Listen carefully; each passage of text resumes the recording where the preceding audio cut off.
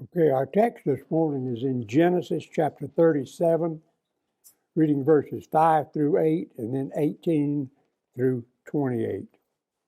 As we look at the topic of dreamer, we're going to be looking at two dreams that Joseph had about his brothers and his family.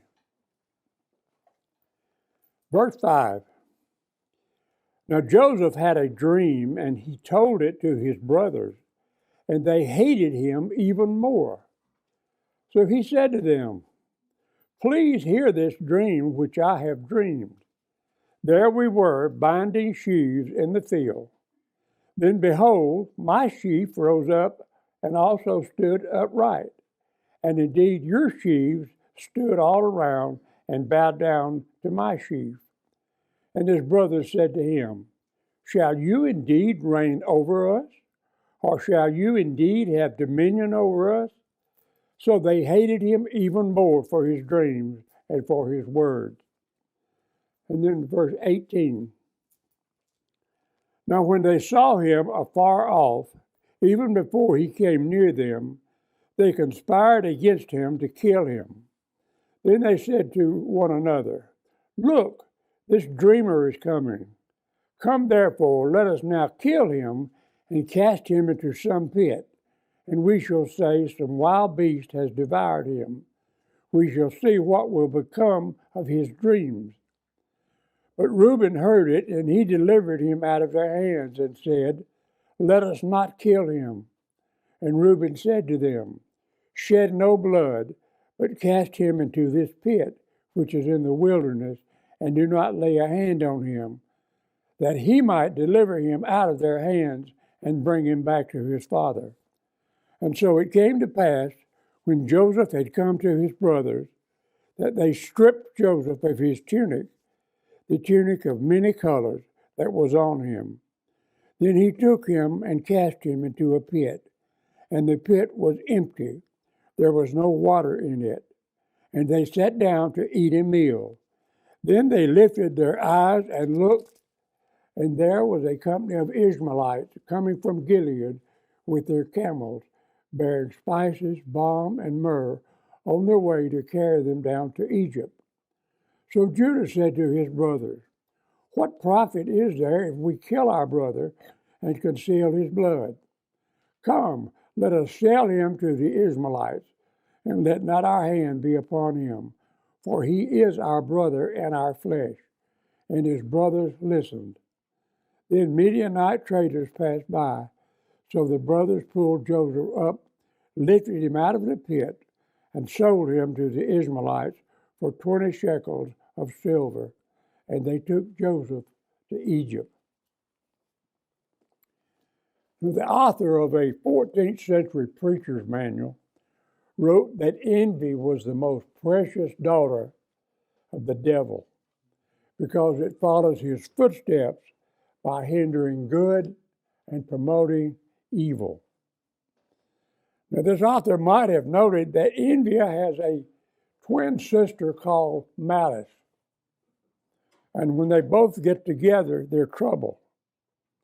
You see, envy causes inward pain because we're seeing someone else succeed. Malice causes inward satisfaction when we see others fail. Now, those two words, envy and malice, perfectly describe the sons of Jacob and the brothers of Joseph. Now, envy and malice usually generate slander and unwanted criticism.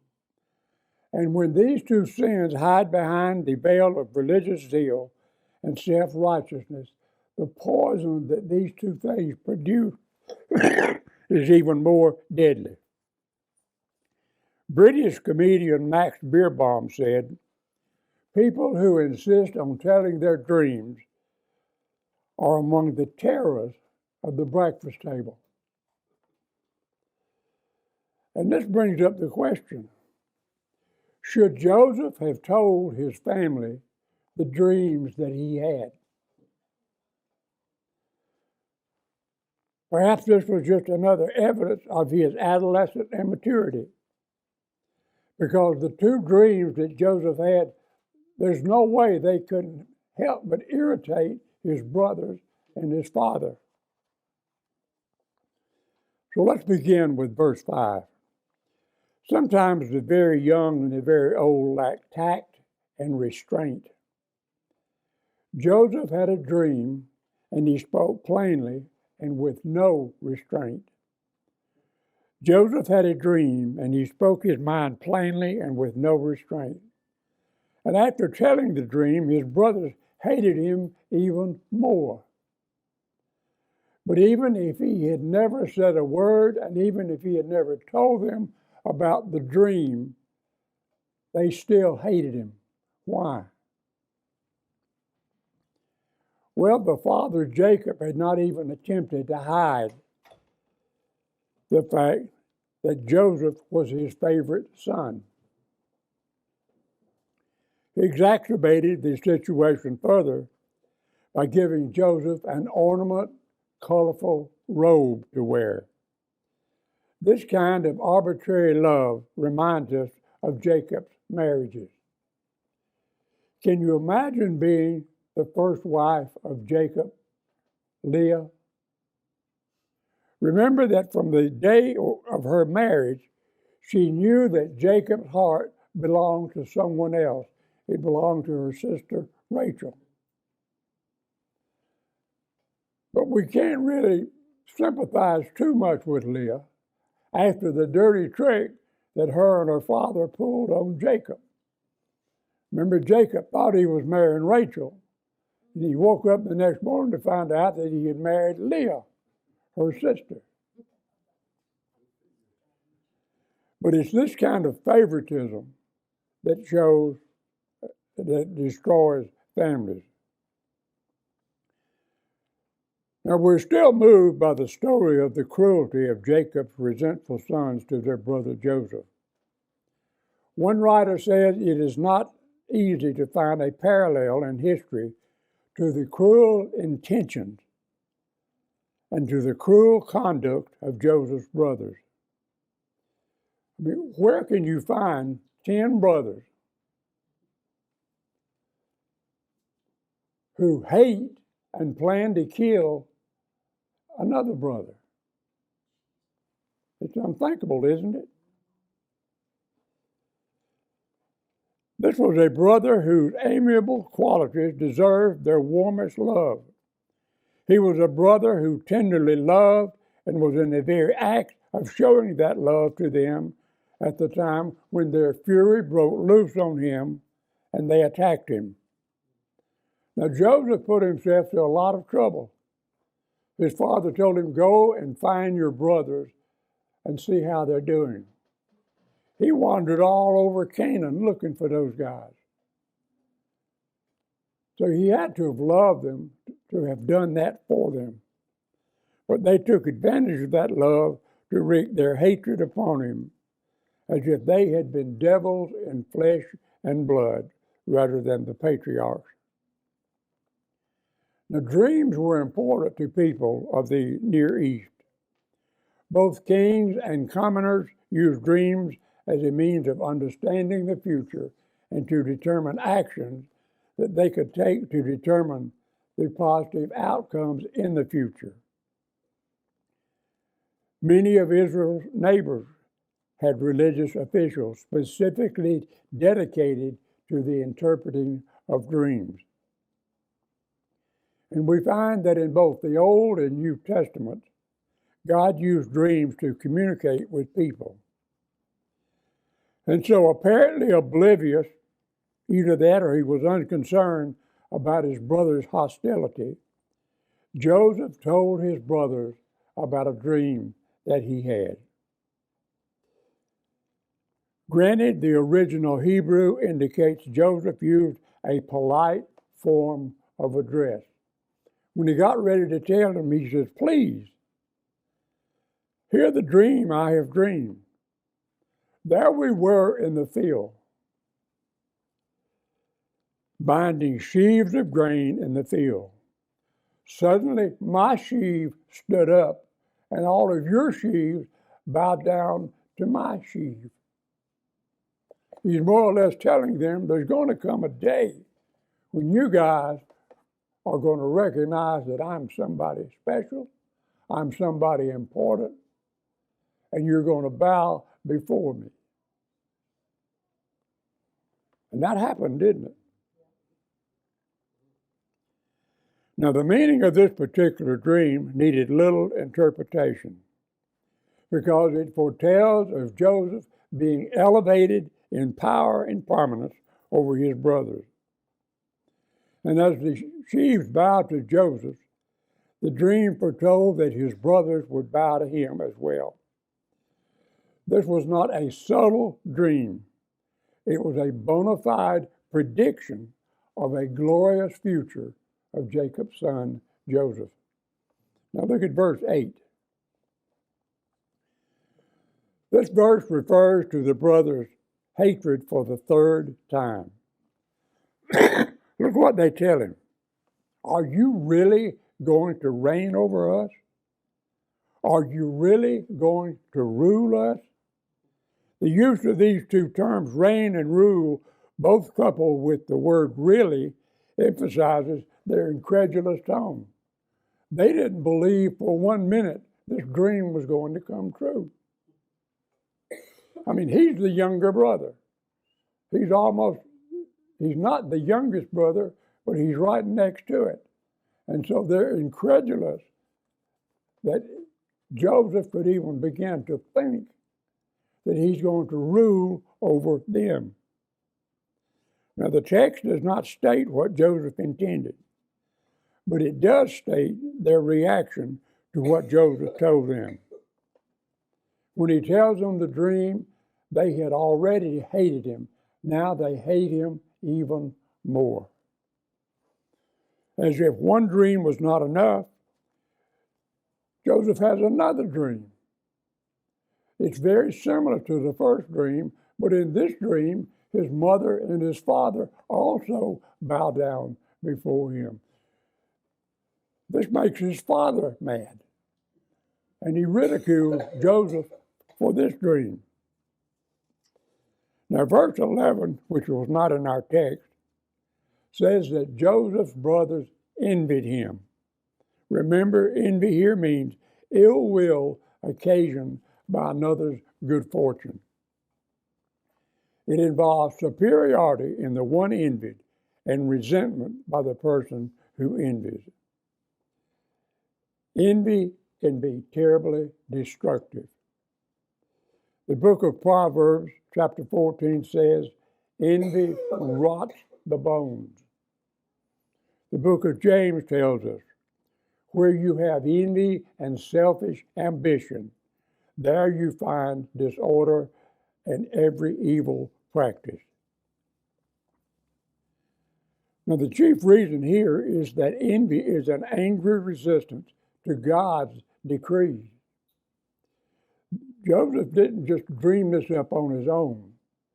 These dreams that he had came from God himself.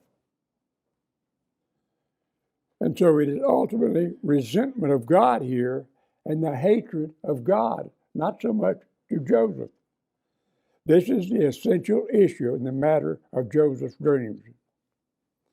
Now, his brothers had envied him before this. They envied him because of his good qualities. You see, the good qualities that he had revealed their evil ones. And because of his father's choice of Joseph to assume the rights of the firstborn. But this was not merely resentment of these circumstances. So the brothers' envy here was essentially a resentment of what God had done or was doing, as the dreams show. Now, we could argue here that Joseph was not very wise to tell these dreams. He could have been just naive. But whether he was unwise and naive, or whether he sensed a God-given responsibility to make a divine revelation such as this known, the point is, when he tells them these dreams, his brothers, the hate just rises up inside of them. They can't stand the sight of him. They not only hated his testimony, they hated the very dreams themselves. Now, this suggests that what they really hated were God's decrees regarding Joseph and their lives, and therefore they hated God for these dreams. Otherwise, why get so upset just because of a dream? You know, we live in a sinful world. Evil is all too real. Envy leads to hatred, and hatred leads to overt acts, even against our brothers and sisters in the faith. These guys looked at Joseph, they hated him, and it led to an act that was so dangerous that it could have cost Joseph his life. But instead, he was sold into slavery, a slavery which lasted 10 years. This is a root of bitterness, which when it has flowered, defiles many. Now, there's something called a mob mentality. What is a mob mentality? Well, it's a whole group of people, all with the same idea. Usually in a mob like that, you don't really have a leader. You just have a group of people all excited about something, and they want to do something about it. What we're seeing on our college campus. Yeah, I was going to say that. Exactly. Joseph's brothers had a mob mentality. A mob mentality is when you find yourself doing something you ordinarily would not do if you were by yourself. Now, Joseph had 11 brothers, and at least 2 of them had mixed feelings about physically harming him, even though they had admittedly said they hated him. Yet the rest of the brothers fell in line, and they were willing to murder their own brother. Now, Jacob seemingly had no clue about the strained relationship between Joseph and his brothers. Either that, he just chose to ignore the obvious. Now, this is odd considering Jacob's own life experience, which was littered with strained familial relationships. And that Jacob sent Joseph to check on his brothers is also surprising, given a previous incident involving Jacob's sons through his servant wives Bilhah and Zilpah. Joseph had been working with these 2 wives of Jacob, and he brought a bad report about them to their father. In any case, Jacob sends Joseph to Shechem to look for his brothers. Now, when Joseph caught up with his brothers, they recognized him, even though he was still a good distance away from them. Perhaps they recognized him because he was wearing that colorful robe that his father had given him. But his presence, even at a distance, brought out the hate in them even more. And their reaction went well beyond jealousy and hatred, because now they're plotting to kill him. They were not content to merely punish or ostracize him. They were now planning a very permanent solution to their problem. Now, this is not the first time in Genesis where a sibling has planned murder against another. Remember what happened between Cain and Abel. And then Jacob's own brother, Esau, had plotted to kill him because he had stolen his birthright. Now look at verses 19 and 20. They see Joseph coming across the field, and they say, "Oh, look, here comes the dream expert." Now, while Joseph was wearing the robe Jacob had given him, This bitter, sarcastic comments of his brothers were focused specifically on the dreams that he had revealed to them. Because clearly now Joseph's dreams had struck a chord to these guys, which just fueled their intense anger. Now, literally, what they're saying here is, look, here comes the Baal of dreams. The word Baal means master or Lord, but it is also the name of a Canaanite god. So what they're literally saying is, here comes the god of dreams. Now, the phrase that they said to one another here indicates that no one is really leading this group. They had all succumbed to the mob mentality where seeing Joseph approaching moved them to murder.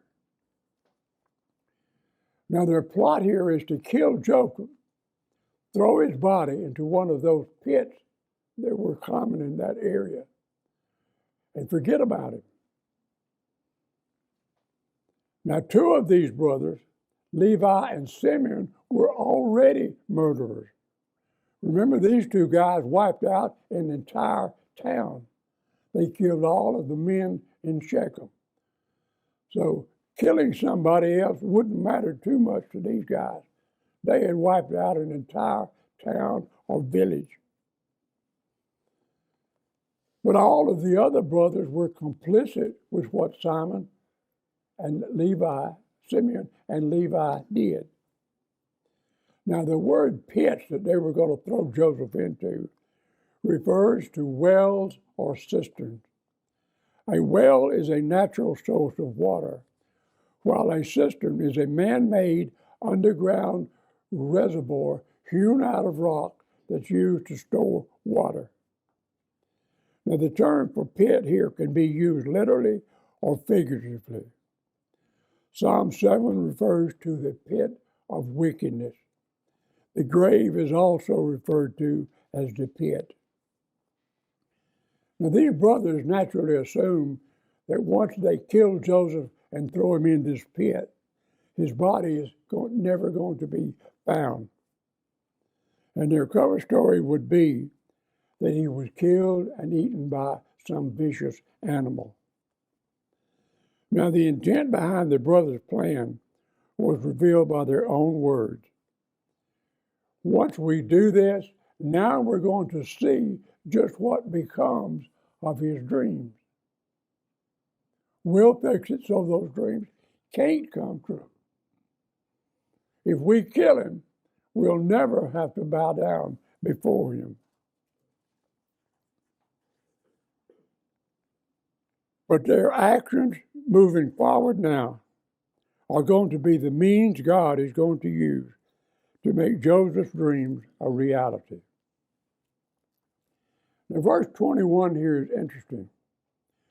Two of the brothers, Reuben and Judah, resisted this mob mentality affecting their brothers.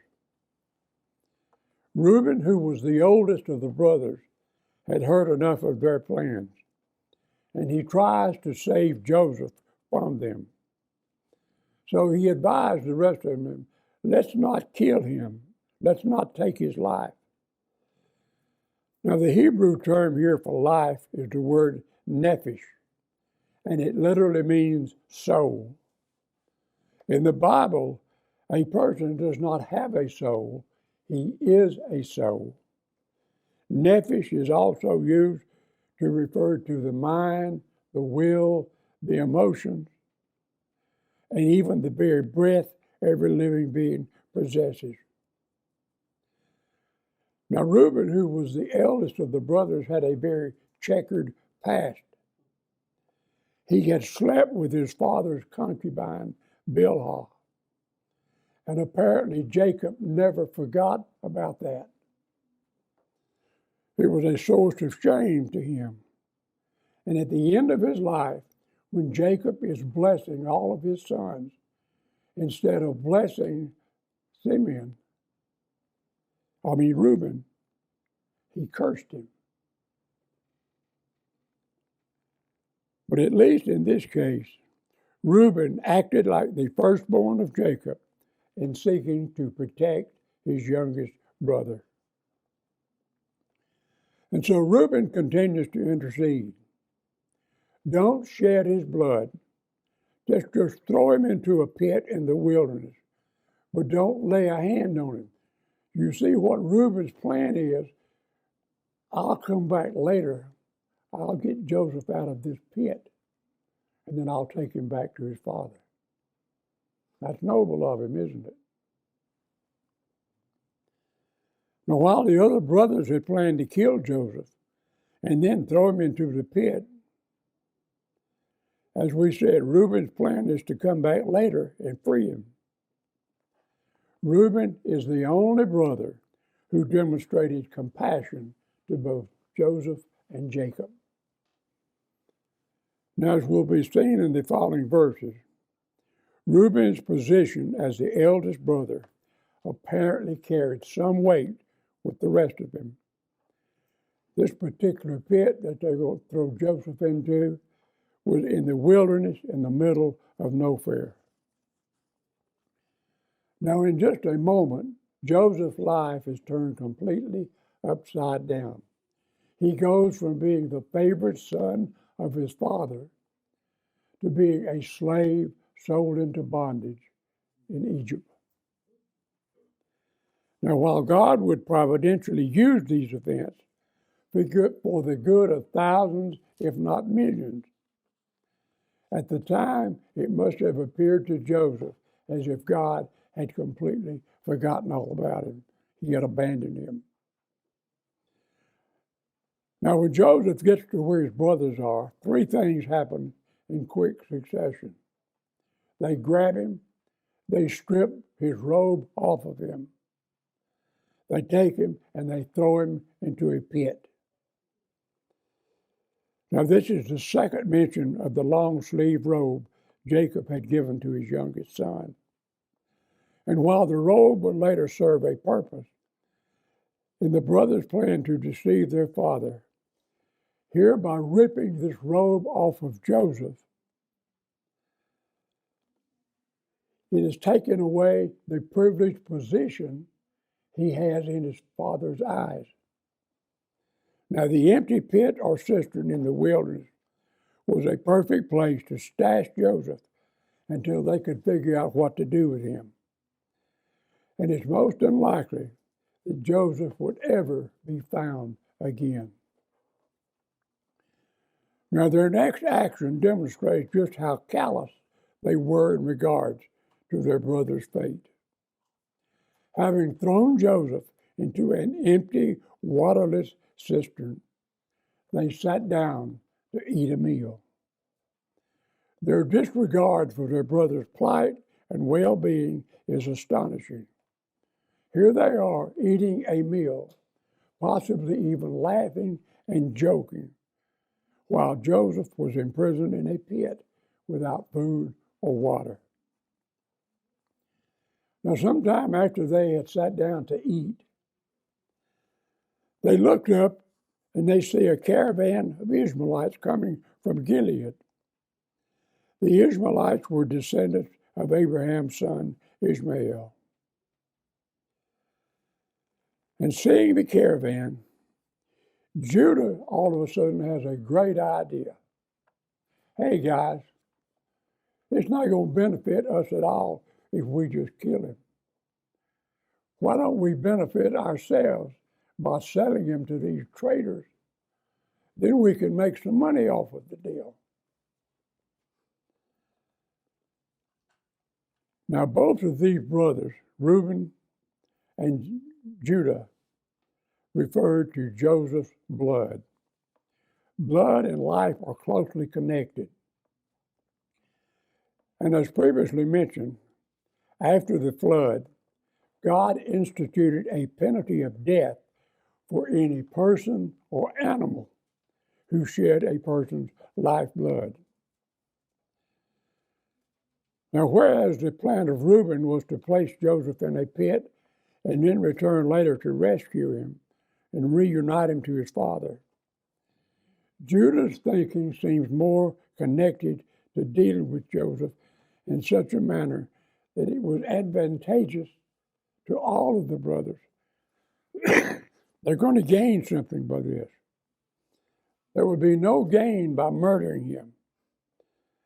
And in fact, it could lead to further problems down the road if they were ever found out what they did. And so to Judah, the approaching caravan was an opportunity to be rid of his brother and the problem at the same time, as well as enriching himself and his brothers by selling Joseph into slavery.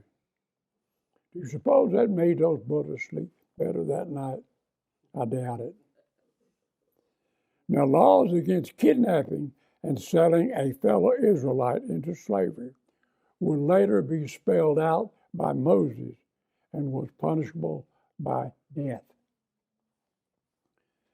And so Judah appeals to his brothers. Hey, he is our brother. He is our own blood and flesh. Let's don't kill him. Let's just sell him to these traders. And agreeing with Judah's plan, they pulled Joseph out of the pit and sold him to the Ishmaelites for 20 pieces of silver, which was the going price for a slave. Now, as the caravan wended its way across the desert and out of sight, these brothers calmly dipped Joseph's robe in the blood of a freshly killed goat. They took the blood-stained garment back to their father, tossed it on the floor without a thought, and said, "Look what we found. Could this be your son's coat?"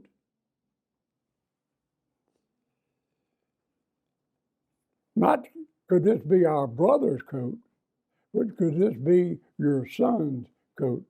See, they don't have any claim to Joseph at all. We see how callous can anyone be when they break an old man's heart the way they broke Jacob's that night. And so when Jacob saw the bloody evidence, he came to the desired conclusion. His beloved son, Joseph, was dead.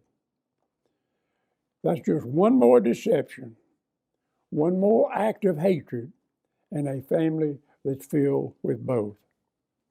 What a harsh reality. Jacob, an aging father, had sowed the wind. Now he's reaping the whirlwind. We can only wonder what went through his mind that night as he sat alone, tossed and turned through those torturous hours. Again, we can only wonder if he might have realized his own failure as a father and poured out his heart to God in prayer and in repentance.